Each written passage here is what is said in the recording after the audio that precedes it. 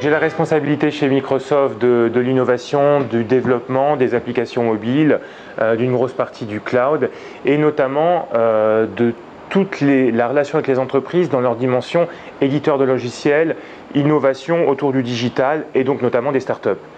Il y a 2 ans, je me suis dit, il manque vraiment quelque chose d'ailleurs dans l'écosystème et pour nous Microsoft au niveau monde, c'est aider les entreprises à passer le plus rapidement d'une idée, donc en fait les entrepreneurs, à une entreprise viable avec un produit qui tourne, bien designé et également avec un modèle économique. Et Spark, c'est ça, c'est l'accélération en 3 mois maximum d'une équipe avec du coaching technique, du coaching design et du mentoring business avec des gens qui ont pas mal d'expérience, des capital risqueurs ou des entrepreneurs qui ont bien réussi pour les aider à accéder en fait au statut d'entreprise viable, prête à aller affronter le marché, à lever des fonds.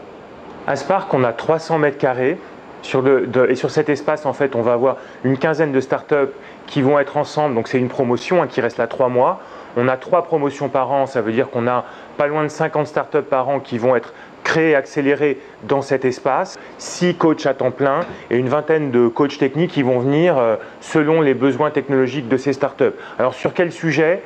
Les sujets qu'on voit aujourd'hui beaucoup, c'est évidemment tout ce qui tourne autour du social. Et ce qui est intéressant, c'est de voir des entreprises ou des entrepreneurs qui viennent plutôt avec de la technologie pour faire un service B2B.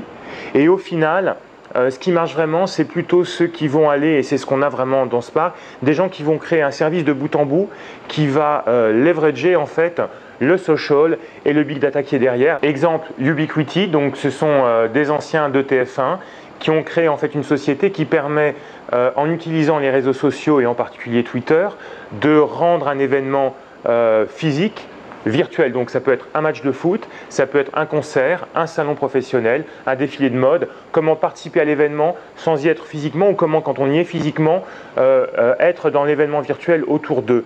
Autre exemple, Jukeo, donc il s'agit en fait à travers son téléphone mobile et donc Twitter ou d'autres réseaux sociaux d'influer sur la playlist d'un DJ pour que en temps réel en fait la musique qui est programmée dans une soirée ou dans un concert soit finalement le fruit des votes des gens qui écoutent cette musique. D'autres exemples plus dans l'analyse big data de données de propriété intellectuelle, donc plus B2B.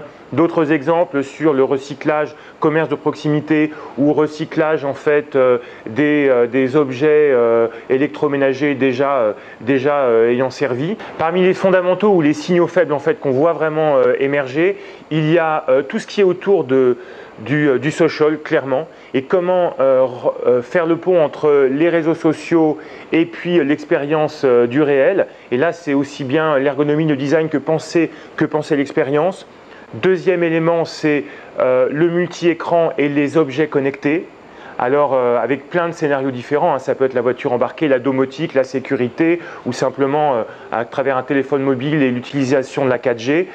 Bouygues Telecom Initiative qui est partenaire de Spark, il y a beaucoup de sujets sur la 4G et ce qu'on voit derrière tout ça, c'est évidemment du big data, de l'analyse de données en grande masse, c'est pour ça qu'Intel a voulu s'associer à cette initiative également, et forcément derrière ça, du cloud, parce qu'aujourd'hui, construire un projet de ce type-là sans penser cloud, c'est ne pas avoir de scalabilité technologique, d'élasticité économique. On me demande souvent pourquoi Microsoft fait ça.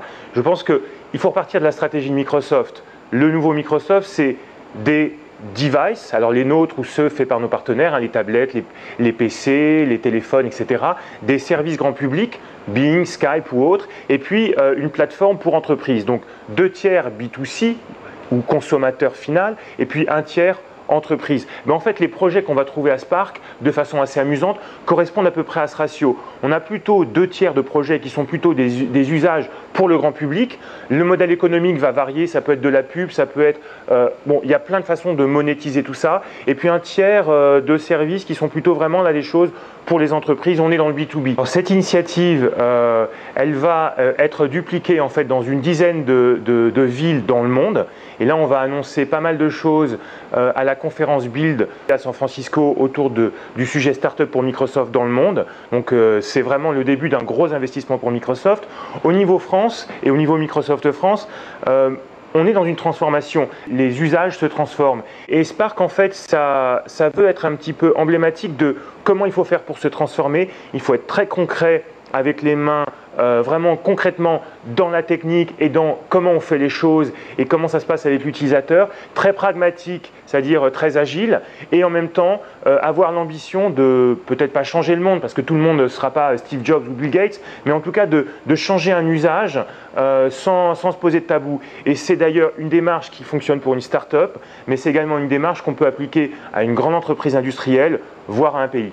Un très bon signe que Spark, en fait, c'est un endroit où il se passe de bonnes choses, c'est qu'aujourd'hui, on a des entrepreneurs ou des capitaux risqueurs qui ont déjà largement réussi, comme Gilles Babinet, Alexandre Malch, Tariq Rim ou autres, Bruno Van Riep, qui veulent venir et mentorer, des capital risqueurs aussi, ceux qui ont fait Criteo, des fondateurs de ces entreprises, qui veulent venir pour mentorer. Alors je crois qu'ils ont envie d'investir potentiellement dans les startups. Qui va réussir, ça on ne peut pas le prévoir. Ce qui est certain, c'est qu'on a des gens qui rentrent dans l'état d'esprit d'être très concrets et de faire des choses en ayant de l'ambition. Moi je pense qu'ils vont réussir. La seule chose que j'espère, c'est que cette réussite, elle pourra se dérouler en France, parce qu'avec l'ambition qu'ils ont et les qualités qu'ils ont, il va falloir qu'on les garde en France.